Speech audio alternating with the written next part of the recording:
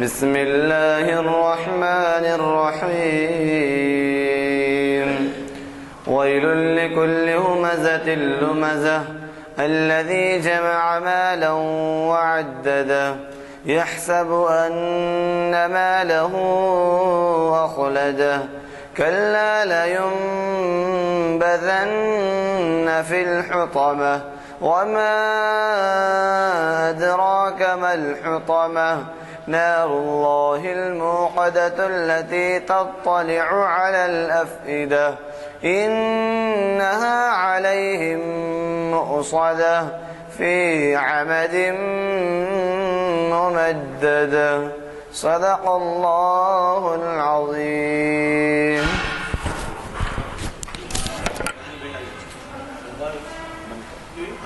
دیار عشق میں اپنا مقام پیدا کر، دیار عشق میں اپنا مقام پیدا کر، نیا زمانہ نئے صبح و شام پیدا کر، نیا زمانہ نئے صبح و شام پیدا کر.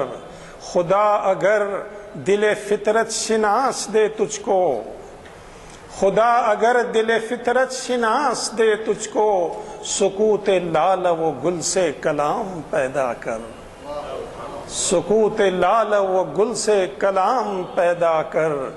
اٹھا نہ شیشہ گرانے فرنگ کے احسان، اٹھا نہ شیشہ گرانے فرنگ کے احسان، سفال ہند سے مینا و جام پیدا کر، سفال ہند سے مینا و جام پیدا کر. میں شاخ تاک ہوں میری غزل ہے میرا ثمر، میں شاخ تاک ہوں میری غزل ہے میرا ثمر، میرے ثمر سے میں لال افام پیدا کر. اور میرا طریق امیری نہیں فقیری ہے، میرا طریق امیری نہیں فقیری ہے، خودی نہ بیچ غریبی میں نام پیدا کر. دیار عشق میں اپنا مقام پیدا کر، نیا زمانہ نئے صبح و شام پیدا کر. تشریف لائیے ڈاکٹر صاحب. ادھر سے حضرات، جیسے کہ آپ واقف ہیں، آج ہماری اقبال شناسی کی 832ویں نشست ہے اور اسے مخاطب کر رہے ہیں آپ کے جانے پہچانے speaker doctor M Taqi Khan صاحب. آپ اچھی طرح سے واقف ہیں کہ پچھلی نشست میں بھی ڈاکٹر صاحب نے ہمیں مخاطب کیا تھا، اور اس سے بھی واقف ہیں کہ ڈاکٹر صاحب 6-8 مہینے امریکہ میں اور 4-6 مہینے یہاں بہرحال توازن قائم رکھتے ہیں، اور پھر ہمارے سفیر کی حیثیت سے وہاں پر ہماری محفلوں کے بارے میں تذکرے کرتے ہیں، سوالات جوابات ہوتے ہیں، معلومات ہوتے ہیں، اور وہاں کے بارے میں بھی یہاں پر بعض دفعہ تذکرے کرتے ہیں. ڈاکٹر تقی خان صاحب اس وقت بین الاقوامی شہرت رکھتے ہیں، وہ ایک بہت بڑے سائنسداں ہیں، آل انڈیا میں مرتبہ ہے ان کا. بس سبیل تذکرہ کہہ دوں کہ مجھے جہاں تک علم ہے یہ بھی سننے میں آیا تھا کہ مسز گاندھی نے بھی سائنسی میدان کے معاملوں میں ان سے مشورہ کیا تھا. خیر، ہمارے مطلب کی بات یہ ہے کہ ہمارے ان محافل میں جو پہلے ابتدائی بنیادی سرگرمیاں رہیں، اس میں بہت زیادہ رول بصیر الدین سعدی صاحب کا بھی رہا. گو کہ 1-2 سال بعد وہ ان سے رجوع ہوئے، لیکن انہوں نے یہ کہا تھا کہ اللہ کے فضل سے قرآن پہ شاید ہی کوئی سائنسداں ہو جو اس قدر اس سے نسبت یا قربت رکھتا ہو. چنانچہ اللہ کا فضل ہے کہ آج وہ ہمارے درمیان موجود ہے اور ہمیں مخاطب کر رہے ہیں. اور ان کا عنوان جیسے کہ میں نے کہا، اقبال کے فلسفہ خودی میں سماجی پہلو. حضرات، ہمارے ان محافل کے تذکرے کئی جگہ ہوتے ہیں، اس کے لیے وقت نہیں ہے. مشرق اور مغرب، عصر اور مغرب کے درمیان بہت کم وقت ہوتا ہے. بہرحال کوشش اس بات کی کیجیے کہ ان محافل کو زیادہ سے زیادہ فروغ حاصل ہو، اور جب بھی آپ جائیں تو ہمارے پاس سے اعلامیہ لیتے جائیں اور ان اعلامیہ کے ذریعے لوگوں کو دعوت دیں۔ آپ اچھی طرح سمجھ سکتے ہیں کہ یہ بھی ایک تبلیغ کا ذریعہ ہے، کیونکہ اسلام کے بارے میں اقبال کا جو کلام ہے قرآن، حدیث اور تاریخ اسلام کے بارے میں، اسی عنوانات سے جو ہے یہاں پر تذکرے رہتے ہیں اور اسپیچز ہوتے ہیں۔ تو لہذا آپ سب ہمارے لیے سفیر بن جائیے اور کوشش کیجیے کہ اس کو زیادہ سے زیادہ فروغ حاصل ہو۔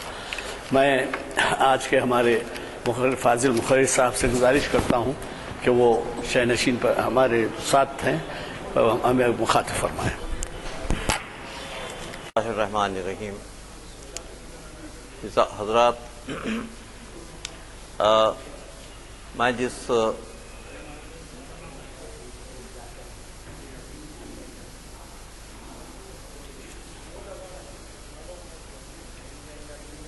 میں جس عنوان پر آج یہاں پر اپنے خیالات کا اظہار کر رہا ہوں وہ فلسفہ خودی کے جو بہت سے پہلو ہیں، اور اتنے پہلو ہیں کہ وہ اس کو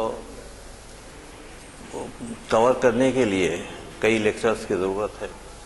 تو میں نے ان 2 لیکچرز میں یہ کوشش کی کہ اس سے پہلے شاید پچھلے سال اس سلسلے کے 2 تقاریر اور ہو چکے تھے، وہ فلسفیانہ پہلوؤں پہ میں نے اس پہ روشنی ڈالی تھی، اور آج کی جو ہے تقریر اور پچھلی تقریر میری تھی وہ روحانی پہلوؤں پر تھی فلسفہ خودی کی۔ آج جو ہے سماجی اور نفسیاتی پہلو، سماج کے ساتھ سماجی اور نفسیاتی پہلو، تو ان پر آج میں روشنی ڈالوں گا۔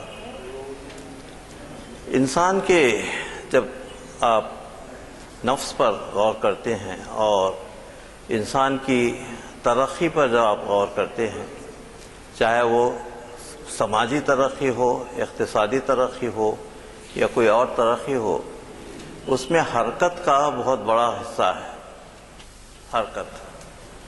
اور انسان کے نفس کی ترقی جو ہے یہ حرکت کی طرف اس کا اقدام ہے کہ وہ متحرک رہے، اور حرکت کی طرف اس کا اقدام ہے۔ اور یہ حرکت جو ہے ایسی ہے کہ اس کا نہ کوئی زمان ہے نہ مکان ہے، اور اس کی کوئی انتہا نہیں ہے۔ یہ کاملیت کے طرف انسان کی اڑان ہے، پرفیکشن کی طرف انسان کی اڑان ہے، کاملیت کی طرف۔ تو یہ ہے نفس کی ترقی یا سماجی ترقی، انسان کی اڑان ہے۔ یہ کاملیت کی طرف جو اڑان ہے، یہ انسان کو جو عقل دی گئی ہے اور معقولیت جو دی گئی ہے، ان 2 فیکٹرز کی وجہ سے اس میں مدد ملتی ہے، اور لیکن اس کی راہ میں بہت سی رکاوٹیں آتی ہیں اس کاملیت کی اڑان کی۔ دنیا میں کوئی ایسی ترقی نہیں ہے جس میں کوئی رکاوٹیں نہ ہوں۔ لیس الانسان الا وسعہ، انسان کے لیے یہ ہے کہ وہ سوائے کوشش کے اور اس کے پاس کچھ اور نہیں ہے۔ تو یہ کوشش جو ہے انسان کے ساتھ لگی بھی ہے، اور جب بھی کوئی کاملیت کے طرف سفر ہوتا ہے اس میں رکاوٹیں آتی ہیں، اور یہ رکاوٹیں جو ہے مختلف طریقوں سے آ سکتی ہیں، لیکن ایک انسان وہ ہے جو اپنے مقصد کو سامنے رکھ کر آگے بڑھتا رہے، اور وہ یہ جتنے رکاوٹیں ہیں وہ اس کی پرواہ نہ کرے، تو اس کے بعد ہی اس کو کامیابی حاصل ہو سکتی ہے۔ اب آپ جانوروں میں دیکھیے کہ جانوروں میں بھی جو ہے، اور نباتات اور جمادات میں بھی جو ہے کاملیت کے طرف جانے کا، اور یہ چیز اب بالکل ثابت ہو چکی ہے کہ جمادات، نباتات، حیوانات سب میں شعور ہے، انسان کے علاوہ، لیکن یہ شعور کے درجے ہیں، اور جیسے جمادات کا جو شعور ہے وہ سب سے نچلا شعور ہے، اس کے بعد نباتات کا شعور ہے، اس کے بعد حیوانات کا شعور ہے، تو یہ شعور کے درجے ہیں، اور جیسے جیسے نو کی ترقی ہوتی ہے شعور کے درجوں میں بھی ترقی ہوتی ہے۔ تو جانور، نباتات، جمادات، یہ سب کے سب جو ہے وہ کاملیت کی طرف خود کی اڑان ہے۔ یہ کاملیت کس قسم کی ہے؟ لوگ اس کو عام طور پہ جو ہے وہ ڈارون کے ایولیوشن کی جو تھیوری ارتقاء کی، اس سے جو ہے کنفیوز کرتے ہیں کہ یہ کیا وہ ایولیوشن ہے۔ یہ اسلام ایولیوشن کا قائل نہیں ہے۔ آپ کو بتاتا چلوں کہ اسلام میں ایولیوشن نہیں ہے۔ اللہ نے جو بھی چیز پیدا کی ہے وہ پرفیکٹ ہے جی، لیکن یہ جو ہم کاملیت کے طرف اڑان جس کی میں بات کر رہا ہوں، وہ یہ ہے کہ وہ اس کے شعور کے درجوں کی ترقی ہے، اس کے کانشنس کے درجوں کی ترقی ہے، لیکن ایک چڑیا سے سانپ ہو جانا یا سانپ سے کوئی اور چیز ہو جانا، یہ جو نو میں تبدیلی نہیں ہو سکتی۔ نو میں باقی رہتے ہوئے جو ترقی ہے، یہ جو ہے اسلام اس کا قائل ہے، وہ شعور کی ترقی کا قائل ہے، اور نو کی تبدیلی کا قائل نہیں ہے کہ ایک نو دوسری نو میں تبدیل۔ اور اب بھی جو ہے اتنے سالوں کے بعد ڈارون کی جو تھیوری ہے وہ بالکل آج تک بالکلیہ طور پر جو ہے وہ بالکل ثابت نہیں ہو سکی، کیونکہ بہت سے ایسے بیچ کے اسٹیپس رہ گئے ہیں جہاں ان کو سمجھ میں نہیں آتا کہ یہاں سے یہاں کیسے تو یہاں سے وہاں پہنچنا جو ہے وہ یہ ضرورت نہیں ہے۔ اللہ نے ہر چیز کو پرفیکٹ پیدا کیا ہے۔ یہ آپ کو بتاتا چلوں کہ اس سے کنفیوژن نہیں ہونا چاہیے کہ اب یہ جو ترقی کی بات ہو رہی ہے یہاں پر، انسان کے شعور نفس کی جو ترقی ہے یا اس کی سماجی یا نفسیاتی جو ترقی ہے، اس کے لیے مقصد کا ہونا بہت ضروری ہے۔ ایک کچھ نہ کچھ اس کے پاس ایک مقصد ہونا چاہیے، اور وہ مقصد کے تحت اس کے غور و فکر کے جو راہیں ہیں، وہ مقصد جتنا بلند ہوگا، غور و فکر کی راہیں اسی طریقے سے پیدا ہونے لگتی ہیں الگ الگ۔ تو مقصد کو سامنے رکھ کر اس پر عمل کرنا بہت ضروری ہے۔ اور یہ مقصد کیا ہے؟ یہ مقصد ہے شعور کو آگے بڑھانا، اور اس مقصد کو اسلام تزکیہ نفس کہتا ہے جی، تزکیہ نفس، اپنے نفس کا تزکیہ، جس شعور کی ترقی جو ہے آپ کا تزکیہ نفس ہے جو، اور اس تزکیہ نفس میں رکاوٹیں آتی ہیں، لیکن یہ رکاوٹیں جو ہے بیرونی رکاوٹیں نہیں ہوتی ہیں تزکیہ نفس کے لیے، ساری کی ساری رکاوٹیں آپ کی اندرونی رکاوٹیں ہیں کہ انسان خود جو ہے اپنے نفس کے خلاف کام کرنے لگتا ہے، عقل اور معقولیت کے خلاف کام کرنے لگتا ہے۔ جب تک نفس جو ہے عقل اور معقولیت کا تابع رہتا ہے جو ہے، وہ کبھی غلطی نہیں کر سکتا جو ہے، اور صراط مستقیم پر ہمیشہ قائم رہتا ہے۔ ہم جو اپنی نمازوں میں دعا کرتے ہیں کہ اہدنا الصراط المستقیم، تو صراط مستقیم پر باقی رہنے کے لیے استقلال کی اور مقصد کی ضرورت ہے، اور شعور کی ضرورت ہے اس میں۔ تو ایک شعور کس قسم کا شعور ہونا چاہیے؟ یہ ایسا شعور ہے جو ہر قسم کے شعور سے بالا تر ہے۔ یہ وہ شعور ہے جو خالق کائنات ہے، واللہ الخالق الباری المصور جی، سورہ حشر کی آیتوں میں، تو وہ پیدا کرنے والا ہے، خالق ہے، اور مصور ہے، ڈیزائنر، پلانر اور کریٹر، یہ تین جو رولز ہیں سب، یہ سارے کا سارا وہ شعور اول کائنات۔ تو انسان جب تک اللہ کا بندہ ہو کر نہ رہے اور اللہ سے بغاوت نہ کرے، اپنے شعور کو اس شعور اول کائنات کے ساتھ ہمیشہ ساتھ رکھے، تو اس میں کوئی غلطی نہیں ہو سکتی جو ہے وہ جی شعور بالکل صراط مستقیم پر رہتا ہے۔ اس کے علاوہ جو ہے انسان کی دو قسم کی زندگی ہے، ایک تو مادی زندگی ہے، ایک روحانی زندگی ہے جی۔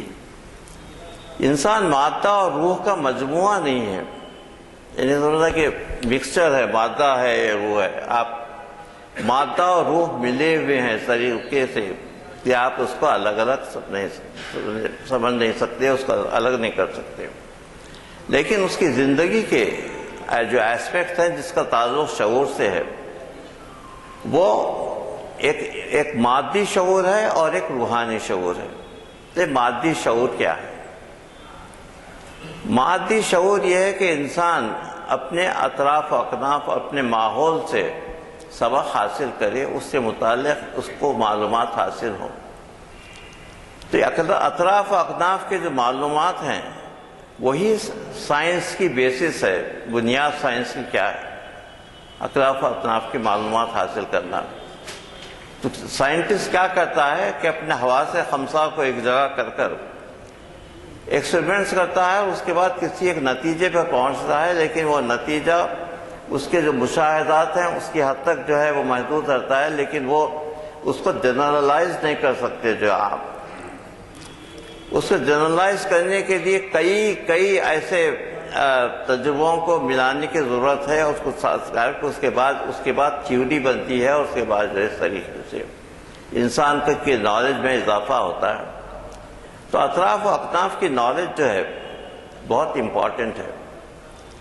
اللہ نے کبھی انسان کو علم حاصل کرنے سے نہیں روکا ہے جی۔ اللہ ہمیشہ قرآن میں ارشاد فرماتا ہے کہ افلا یتدبرون القرآن ام علی قلوب اقفالها، یہ لوگ جو ہے قرآن پر فکر کیوں نہیں کرتے، کیا ان کے دلوں پر قفل پڑ گئے ہیں جی۔ یہ اللہ چاہتا ہے کہ آپ اپنے اطراف و اکناف کا مطالعہ کرتے رہیں اور اس کے متعلق سوچتے رہیں اور اپنی نالج کو آگے بڑھائیں۔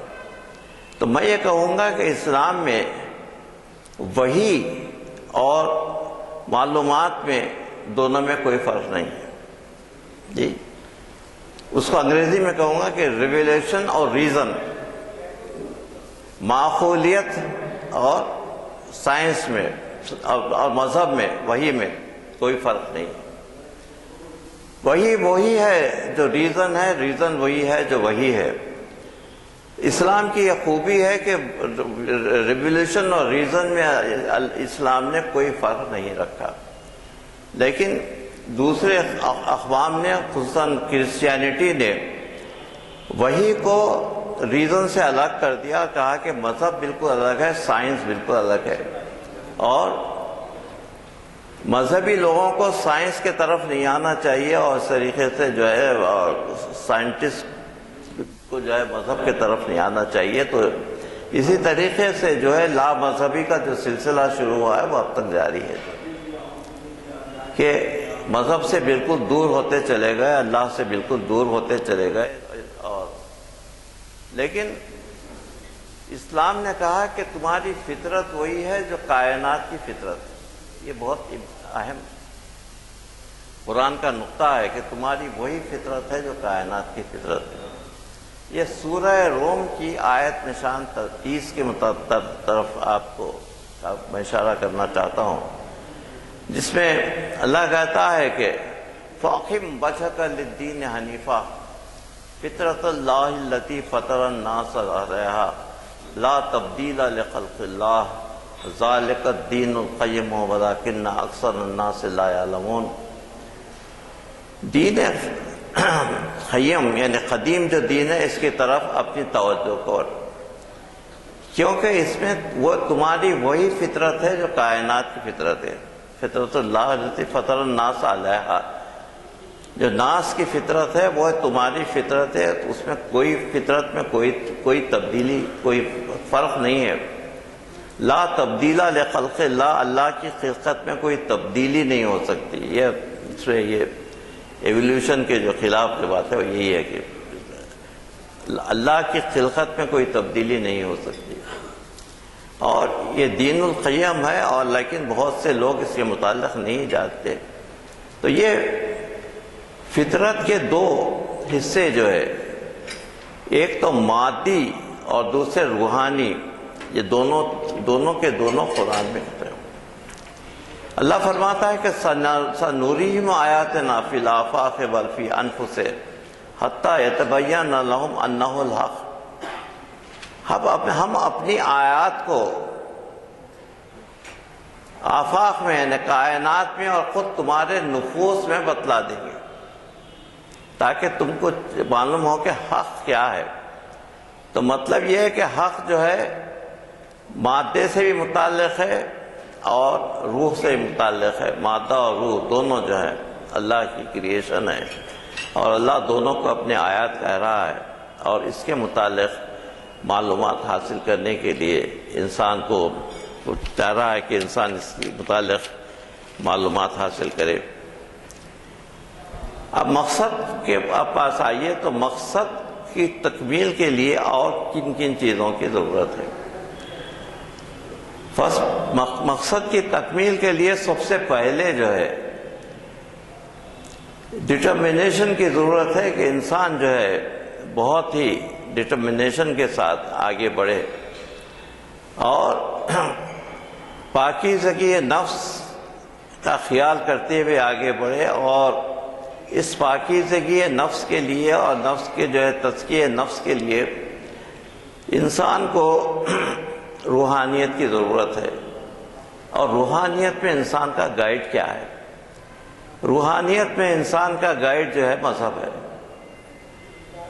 چاہے مذہب کسی قسم کا ہو، وہ انسان کو روحانیت کی طرف راغب کرتا ہے، اور راستے الگ الگ ہیں. روحانیت طرف راغب کرنے کا کام مذہب کا ہے. اب کس طریقے سے انسان راغب ہوتا ہے، وہ اس کے لیے تعلیم دی گئی ہے کہ تم کو کیا کیا کرنا چاہتے. تو نہ صرف جو ہے تعلیم کی ضرورت ہے، بلکہ انسان کو ایک رول ماڈل کی بھی ضرورت ہے. ایک ماڈل جس کی جو ہے اس کی زندگی کو سامنے رکھتے ہوئے وہ آگے بڑھ سکے جو ہے.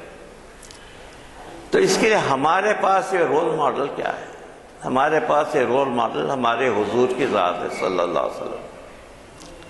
لَقَدْ كَانَ فِيكُمْ فِي رَسُولِ اللَّهِ أُسْوَةٌ حَسَنَةٌ لِيَرْجُو اللَّهَ يَوْمَ الْآخِرَةِ کہ تمہارے لیے تمہارے رسول کی اسوہ حسنہ عمل کرنے کے لیے رسول کی سنت ہے، اس پر عمل کرو تاکہ تم اللہ کے اور یوم آخرت تک پہنچ سکو. تو اسوہ حسنہ جو ہے حضور کی سیرت ہے، سیرت طیبہ پر جو عمل کرنے کا نام ہے اسوہ حسنہ. اور اس اسوہ حسنہ پر آپ غور کیجئے. یہ ربیع الاول کا مہینہ ہے، حضور کی میلاد کا مہینہ ہے، میلاد کے جلسے ہو رہے ہیں ہر طرف. بڑی ضرورت ہے کہ ہمارے نوجوان نسلوں کو معلوم ہو کہ حضور نے کتنی کاوشوں کے ساتھ اسلام کو پھیلایا ہے اور کن کن مشکلات سے وہ گزرے ہیں. اور 23 سال کا جو وقفہ ہے وہ کس طریقے سے گزرا ہے. یہ ولیم فراسٹ، یہ نام یاد رکھیے، اس نے یہ کتاب لکھی ہے دی 100. اس کتاب کا میں ذکر پہلے بھی کر چکا ہوں. دنیا کے 100 چنندہ لوگ، لیڈرز، جنہوں نے انسان کے ذہنوں میں انقلاب پیدا کیا، ایسے 100 لوگوں کا تذکرہ ہے دی 100 میں. تو ان 100 لوگوں کے چونکہ یہ کرسچین ہیں، ہم تو یہ سمجھتے تھے کہ لوگ اس میں وہ حضرت عیسیٰ کو پہلا مرتبہ دے گا اس کے اندر، اور اس طریقے سے نہیں. اس کتاب میں حضرت عیسیٰ کا 6واں درجہ ہے، اور پہلا درجہ کس کا ہے؟ پہلا درجہ ہمارے پیغمبر صلی اللہ علیہ وسلم کا ہے. تو اس پر خوش ہونا چاہیے کہ جو اس نے ریزن دیا ہے اس کے لیے. کہا ہے کہ دوسرے بانیان مذہب نے اپنی زندگی میں اپنے مذہب کو نہیں پھیلایا. ان کے مرنے کے 300 سال کے بعد جیسے کرسچینٹی کا ہے مختلف قسم کے اس کے انٹرپریٹیشن، ان کی یہ اور ان کی وہ، ان کی بائبل اور ان کی بائبل، تو حضرت عیسیٰ کی زندگی میں جو ہے وہ مذہب پھیلا نہیں اور نہ کوئی کتاب آئی، لیکن حضور نے اپنی زندگی میں ایک مکمل نظام کو، ربیع الاول ہے، مجھے بھی ثواب مل رہا ہے کہ حضور کے متعلق میں باتیں کر رہا ہوں یہ نفس کی بلندی کے لیے. تو 23 سال کے مختصر سے عرصے میں، 23 سال کا عرصہ دیکھیے کتنا مختصر ہوتا ہے، اس میں کتاب کو پہنچانا اور کتاب پر عمل کرنا اور عمل کروانا، یہ تینوں چیزیں، کتاب پہنچانا، کتاب پر عمل کرنا اور کتاب پر عمل کروانا، یہ تینوں چیزیں حضور نے اپنے 23 سال کی مختصر زندگی میں پوری کی. اس کا ولیم فراس کہتا ہے کہ بہت دنیا کا بہت بڑا اچیومنٹ ہے، کسی بانی مذہب نے ایسا نہیں کیا جیسے محمد صلی اللہ علیہ وسلم نے کیا. یہ تو لوگوں کا یہ خیال ہے، اور چاہے دنیا میں لوگ ہمارے پیغمبر کو کچھ بھی کہیں، اور دشمنی ہے اسلام سے، جو دشمنی ہے وہ دراصل ہمارے پیغمبر سے دشمنی ہے. اور اس کے متعلق حضور کے کیریکٹر اسیسینیشن کے لیے اتنی کوششیں کی گئی ہیں کہ کئی کتابیں لکھی گئیں، لیکن یہ سب یہ بکواس ہے بالکل، جو ہے ان لوگوں کی جو ذہنوں سے جو ذہن نہیں رکھتے ہیں، ذہنوں سے محروم ہیں اور معقولیت نہیں رکھتے ہیں، اور معقول ذہن نہیں ان کے پاس نہیں ہے، ان کی ہے سبھی. لیکن لوگ ایسے بھی ہیں جو لکھنے والے، جیسے ولیم فراس کا میں نے کیا ہے کہ اس نے حضور کو سب سے پہلے، تو یہ حضور کا اسوہ حسنہ ہمارے لیے. ایسے نہ صرف یہ بلکہ جو ہے آئندہ آنے والے زمانے کے لیے، پریزنٹ کے لیے نہیں ہے، پاسٹ کے لیے نہیں ہے، بلکہ فیوچر کے لیے، کہ کس طریقے سے بچوں کی تربیت کی جانی چاہیے. یہ سب چھوڑیے، آداب کے طریقے جو ہے، اور فکر و نظر کو آگے بڑھنے کے لیے آداب کے طریقے، اور اس طریقے سے کہ جو ہے تہذیب اور آداب، یہ ساری کی ساری چیزیں جو ہے اسلام نے جو رکھی ہیں کہ ماں باپ سے کیسی بات کرنا چاہیے. قرآن میں دیکھیے کہ سورہ بنی اسرائیل میں اللہ ارشاد فرماتا ہے کہ تم اپنے ماں باپ سے اف تک مت کرو، جو ہے اف تک مت کرو، اور اس نے کہا کہ رب ارحمہما کما ربیان صغیرہ کہہ رہا ہے اس کا. تو اس طریقے سے سماجی ترقی اور سماجی تعلقات اور انسان کے اختیارات اور انسان کے ذمہ داریوں کے متعلق جتنا قرآن میں ہے اور جتنا آگے نہیں مل سکتا. اس لیے یہی ہمارے لیے جو ہے سیرت طیبہ جو ہے بہت بڑی چیز ہے. اب انسان اپنے نفس کو اور سماج کی ترقی کے لیے اور کیا چاہیے؟ جو نفس کو آگے بڑھانے کے لیے علم کی ضرورت ہے. جی، تو اللہ نے قرآن میں جتنی احکامات رکھے ہیں وہ صرف ایک ایسی قوم کی پیدا کرنے کے لیے ہے جو علم حاصل کرے اور کائنات کے جو خزانے ہیں وہ کائنات کے خزانوں کے متعلق علم حاصل کرے اور اس میں ترقی کرے. سورہ روم کی آیت نشان 20 سے 26 تک آپ اس کی اسٹڈی کیجیے. کیا ہے؟ اللہ نے اپنی نشانیوں کا ذکر کیا ہے یہ 6 آیتوں میں.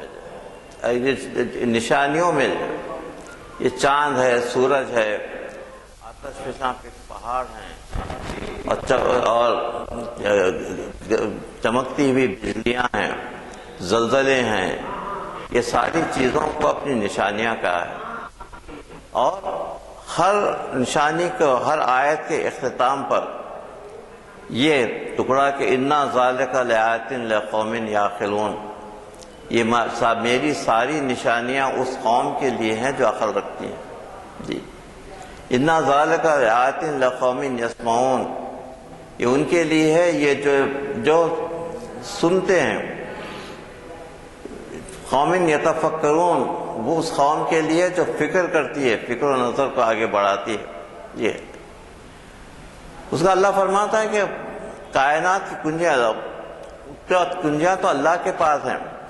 لہو مخالد السماوات والارض لا یعلم الا هو یعلم فی البر والبحر وما تسقط من ورقۃ لا یعلمها ولا حبۃ فی ظلمات الارض لا رطب ولا یابس الا فی کتاب مبین. اللہ کہہ رہا ہے کہ کائنات کی کنجیاں اس کے پاس ہیں، لیکن اللہ نے کائنات کی کنجیاں انسان کے حوالے کر دی گئی.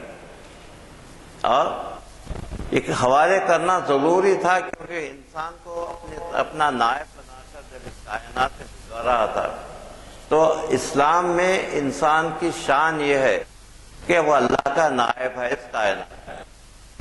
جی، اور اس نیابت کے لیے اس کو علم کی ضرورت ہے. وہ اس لیے علم آدم اسماء کلھا، جو سورہ بقرہ کیا ہے، آدم کو سارے علوم کی تعلیم دی گئی اور اس کے بعد ان کو بھی یہاں بھجوایا گیا.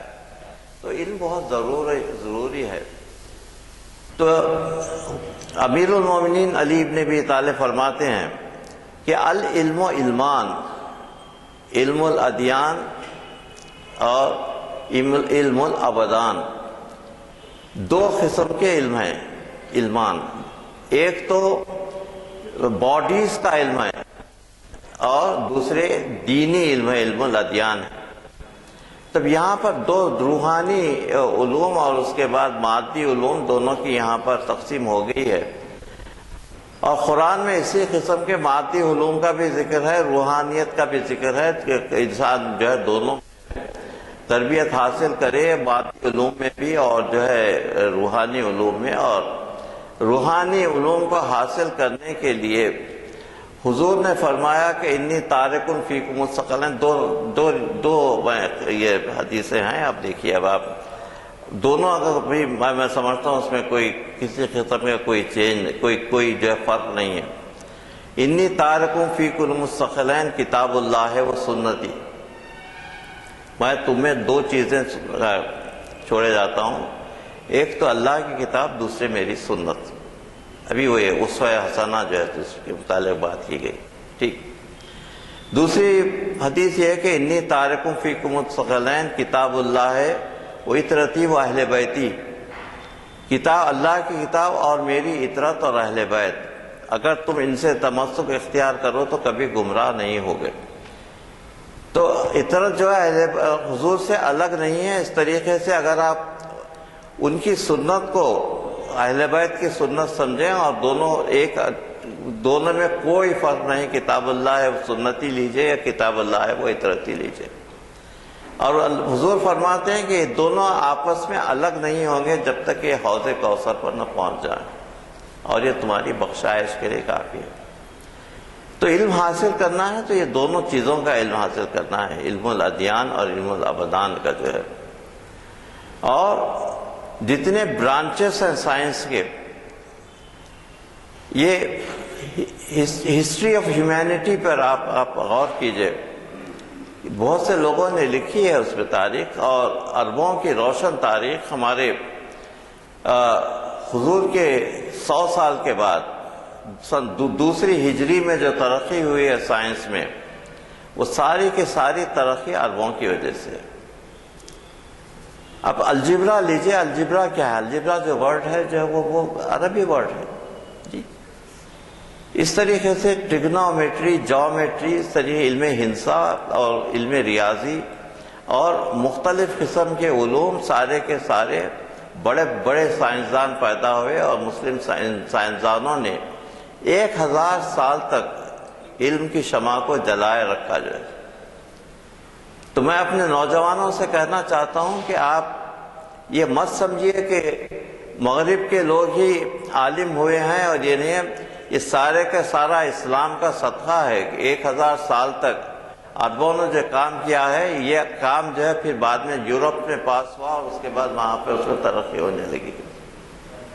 تو ابتدا جو ہے وہ عربوں کی طرف سے ہے. اور کیوں ہے یہ؟ اس لیے کہ وہ آیت کہ فطرت اللہ الذی فطر الناس علیہا، تمہاری فطرت کائنات کی فطرت سے کوئی الگ نہیں ہے. تو اس لیے کائنات کو کی فطرت کو جاننے کی کوشش کرو اور ترقی کرنے کی کوشش کرو، تو ساری ترقیاں جو ہے اسلام میں، یہ گولڈن ایج، اس زمانے میں یہ ایک اور چیز جو ہے آپ کی دلچسپی کے لیے، چونکہ میں علم کے متعلق باتیں کر رہا ہوں آج،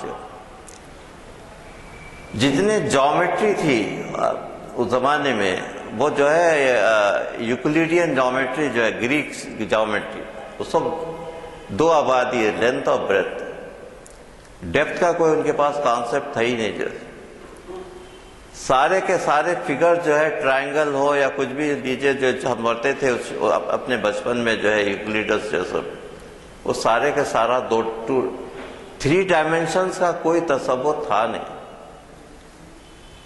اللہ نے 3 ڈائمینشن کا تصور جو ہے قرآن میں سب سے پہلے پیش کیا جائے، جی الذی خلق 7 سماوات طباقا، سورہ ملک کی آیت، الذی خلق 7 سماوات طباقا ما تری فی خلق الرحمن من تفاوت هل تری من فطور، کہ اللہ وہ ہے جس نے آسمان کو طبق بہ طبق پیدا کیا۔ اب طبق و طبق کا مطلب کیا ہوا؟ وہ 3rd ڈائمنشن ہے، ایک لیئر کے بعد دوسرا لیئر، ایک کے بعد تیسرا۔ تو 3rd ڈائمنشن کا جو تصور جو اسلام میں آیا، وہ جو ہے جو دنیا کو دیا گیا، وہ اسلام کی طرف سے 3rd ڈائمنشن کا ان کو کوئی پتہ ہی نہیں تھا جو ہے۔ اس کے بعد یہ تصور کہ کائنات پھیل رہی ہے، جی بعد کے ڈسکوریز بالکل ریسنٹلی، آئنسٹائن بھی اس نے غلطی کی تھی اپنے تھیوری میں، کہ مگر یہ کہ اس میں هو الذی خلق السماوات والارض، انا خلق السماوات والارض فی آیت، یہ سورہ زاریات کی آیت ہے، وَإِنَّا لَهَا لَمُوسَعُونَ، ہم نے کائنات کو اپنے دونوں ہاتھوں سے بنایا ہے، جی اور ہم اسے پھیلا رہے ہیں۔ تو کائنات جو ہے نور کی 1/10 رفتار سے پھیل رہی ہے جیسے، جی اور یہ کائنات، آئنسٹائن میں یہ سمجھا تھا، نیوٹن کا تو یہ تھا کہ کائنات جو ہے وہ جمودی ہے، وہ پھیل نہیں رہی ہے۔ اب یہاں پر یہ ہے کہ حرکت جو ہے، یہاں میں نے کہا جو حرکت کا میں نے ذکر کیا ہے کہ شعور کی حرکت ہے، ہر چیز میں حرکت ہے، تو کائنات میں یہ ہے کہ سکون محال ہے، قدرت کے کارخانے میں سکون ہے ہی نہیں، ہر جگہ موشن ہی موشن ہے، اور کائنات پھیل رہی ہے، اور اس طریقے سے آربٹس کا ذکر اور اس طریقے سے گریویٹیشن کا ذکر، یہ ساری کی ساری چیزیں قرآن میں پہلے سے موجود ہیں۔ تو علم جو ہے بہت ضروری ہے ہم لوگوں کے لیے۔ دوسری چیز جو سماج کو اور نفس کو متاثر کرتی ہے، یہ بڑی دلچسپ ہے آپ لوگ، یہ ہے انسان کے عادات و اطوار، جی اور دوسرے وراثت، ہیریٹیج۔ تو ہیریٹیج سے بہت سی چیزیں حاصل ہوتی ہیں، فکر و نظر کو جو متاثر کرتی ہیں، وہ جو ہے وہ انسان کی جو ہے ہیریٹیج کا اس کا بہت بڑا تعلق ہے، اور اس کے علاوہ جو ہے وہ اس کے فکر و نظر اور اس کے جو تصورات ہیں، اس کا بہت بڑا دخل ہے اس کے اندر۔ اس کی مثال جو ہے وہ عربوں کی، ایام جاہلیت میں عربوں کا جو حال تھا، عربوں کا حال یہ تھا کہ وہ اپنی لڑکیوں کو زندہ دفن کر دیا کرتے تھے۔ کیونکہ آج کوئی سوچ بھی نہیں سکتا کہ وہ کس طریقے سے لڑکیوں کو اپنے زندہ دفن کر دیا کرتے تھے، اور اس کے بعد اپنے نسلی امتیاز کا جو ہے، دوسرا تھا نسلی امتیاز، تو نسلی امتیاز کا اور یہ ساری کے ساری چیزیں فکر و نظر کی، یہ منفی فکر و نظر ہے۔ دو قسم کے فکر و نظر ہوتی ہے، ایک تو مثبت پازیٹیو اور دوسری منفی نیگیٹو۔ تو منفی فکر و نظر یہ ہے کہ جو اس قسم کے خیالات رکھیں جو ہے سب جو ایام جاہلیت، اور مثبت فکر و نظر کیا ہے؟ وہ اسلام کا پیغام۔ اسلام کا پیغام یہ ہے کہ جو ہے تمہارے کسی قسم کی ریس، کسی قسم کی سپیریارٹی، جغرافیکل لوکیشن، یہ کوئی چیز کی اہمیت نہیں ہے۔ یا ایھا الناس انا خلقناکم، یہ سورہ حجرات کی آیت نشان 13۔ یا ایھا الناس انا خلقناکم من ذکر و انثی اور جعلناکم شعوبا وقبائل لتعارفوا ان اکرمکم عند اللہ اتقاکم۔ اے انسانوں، انسانوں سے مخاطب ہے، ہم نے تم کو مرد اور عورت اور مختلف قبائل میں اور مختلف شکلوں میں، مختلف صورتوں میں اس لیے پیدا کیا کہ تم پہچانے جا سکو، اور تمہیں مکرم وہی ہے جو صاحب تقویٰ ہے۔ جی، تو کرائیٹیرین جو ہے، پازیٹیو تھنکنگ جو ہے اس سے پیدا جو ہوتی ہے کہ ہر انسان سب مساوی ہیں، انسان سب برابر ہیں، ایک انسان میں اور دوسرے انسان میں کوئی فرق نہیں ہے، جو یہ سب آدم کی اولاد ہیں، انسان سب برابر ہے۔ اس میں پہلے یہ چیز۔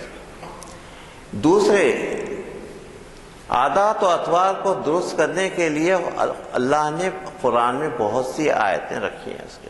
اب آپ دیکھیے چھوٹی چھوٹی آیتیں جو ہے، یہ سورہ ممتحنہ کی آیت ہے ابتدائی۔ یا ایھا الذین آمنوا لما تقولون ما لا تفعلون کبر مقتا عند ربہم تقولون ما لا تعلمون، کہ اے ایمان لانے والو، تم ایسی بات کیوں کرتے ہو جو تم کر نہیں سکتے؟ جی، شیخی بگانا جس کو بولتے ہیں، تم ایسی بات کیوں کرتے ہو جو تم کر نہیں سکتے؟ اللہ کے پاس بہت بڑی برائی ہے کہ تم ایسی بات کرو جس کو تم کر نہ سکو۔ یہ اس کے بعد سورہ حجرات کی آیتیں پڑھیے 11 اور 12 جو ہے، اس کا بہت لمبی لمبی آیتیں ہیں، وقت ہو جائے گا، میں اس کا مطلب کہ کیا ہے اس میں۔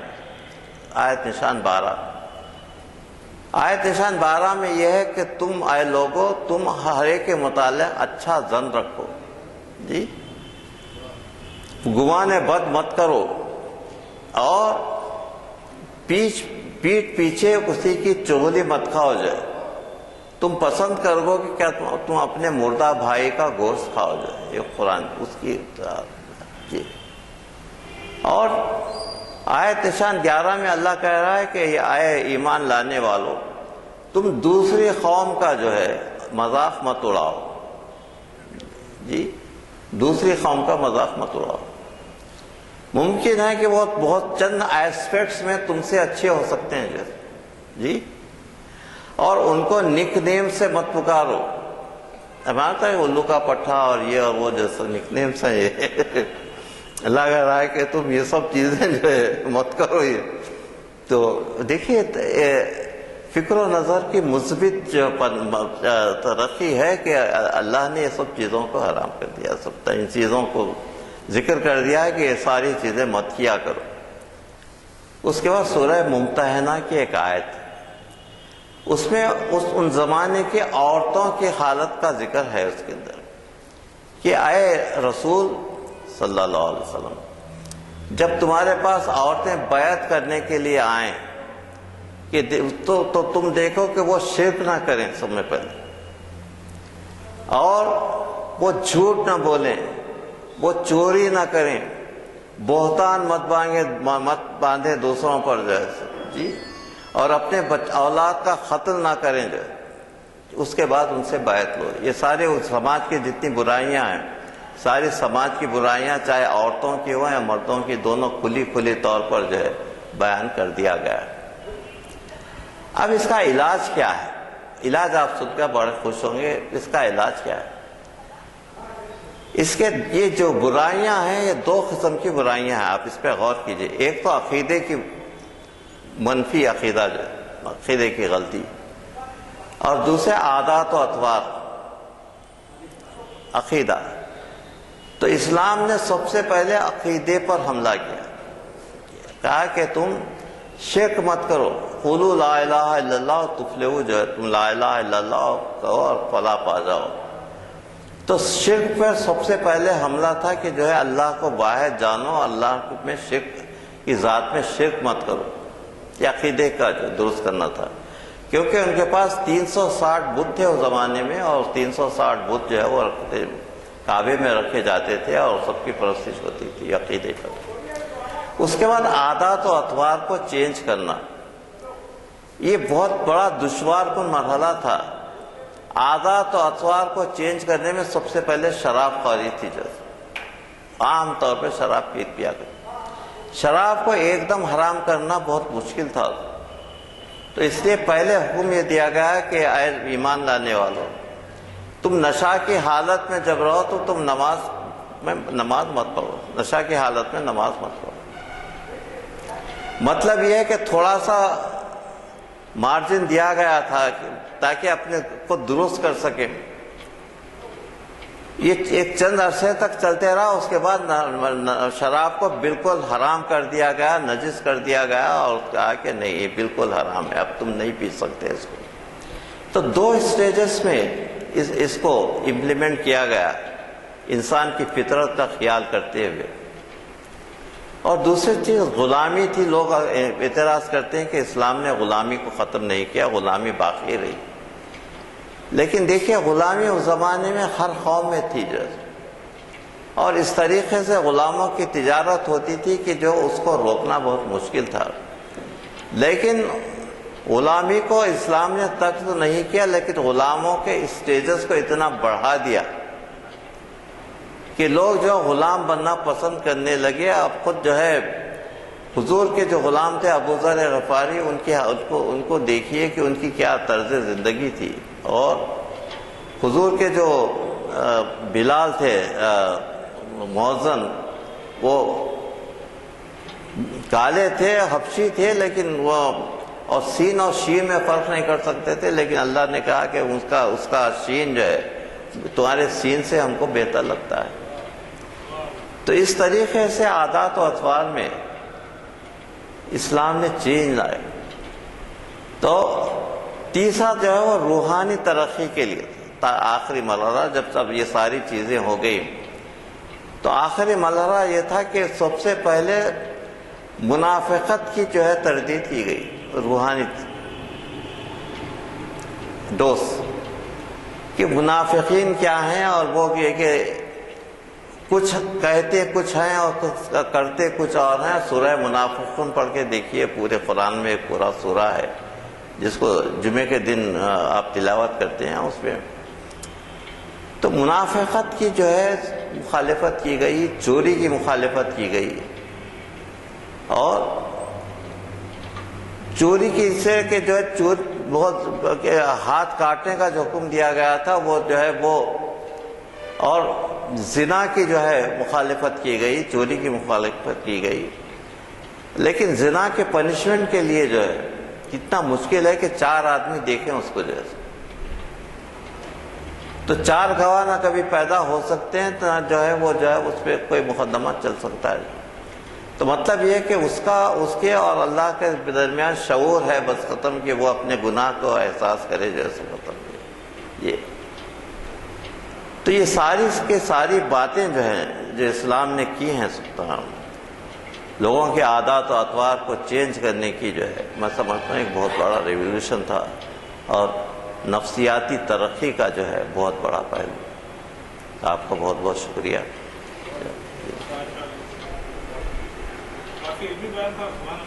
جی آپ دیکھیے، اگر آپ کو کچھ سوال ہے جی اپنے اندر، جیسا یہ کائنات ساری جو ہے نا فطرتاً پیدا کی گئی، جی تو اپنے اندر اللہ تعالیٰ اپنے خود کو پہچاننے کے لیے کیا طریقہ ہے؟ اپنے اندر جیسا فطرتاً ہم اسلامی شعور کے ساتھ پیدا ہوئے، ہمارے اندر اللہ تعالیٰ کو پہچاننے کے لیے کیا ہے؟ حضور کا ارشاد یہ ہے، آپ کا جو سوال ہے، اللہ کا من عرفہ نفسہ فقط عرفہ ربہ، جس نے اپنے نفس کو پہچانا اس نے اپنے رب کو پہچانا۔ کیسا بولیں گے آپ کا نفس کہاں ہے؟ آپ آنکھوں میں ہے، ناک میں ہے، پورے جسم میں ہے نا، کہاں ہے اس کا آپ لوکیٹ کر ہی نہیں سکتے۔ تو ایک معمولی مثال ہے کہ اپنے نفس کے لوکیشن آپ کو نہیں معلوم ہے، ویسے اللہ کے لیے کہ من عرفہ نفسہ فقط عرفہ ربہ، تو نفس کو پہچانو۔ ایک چیز اچھا یہ ہے کہ آپ نے یہ 100 کا ذکر کیا، جی I want to use the proper use. G author का नाम है Michael Hart, ji Michael Hart ji, not Frost. Ji Michael Hart, sorry आपको मैं शुक्रिया अदा करता हूँ जो करेक्शन कीजिए, थोड़ा सा कन्फ्यूजन। की गई 200 साल के बाद जी जो थॉमस कार्लाइल ने लिखी थी हीरो एंड हीरो वर्शिप, जी उसमें भी उन्होंने हुजूर को पहला दिया, hero and hero worship. 100 great man of the world. Ji Michael Hart है वो, मैं फ्रॉस्ट बोला खत्म हो गया ऐसा मैं जी बोल सकता हूँ कुछ? क्या? दे दीजिए वो।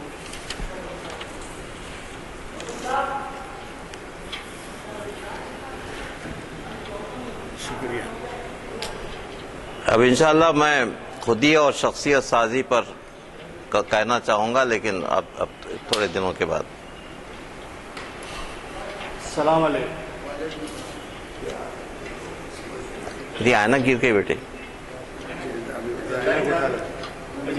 किधर चलेगा? सवाल करना है।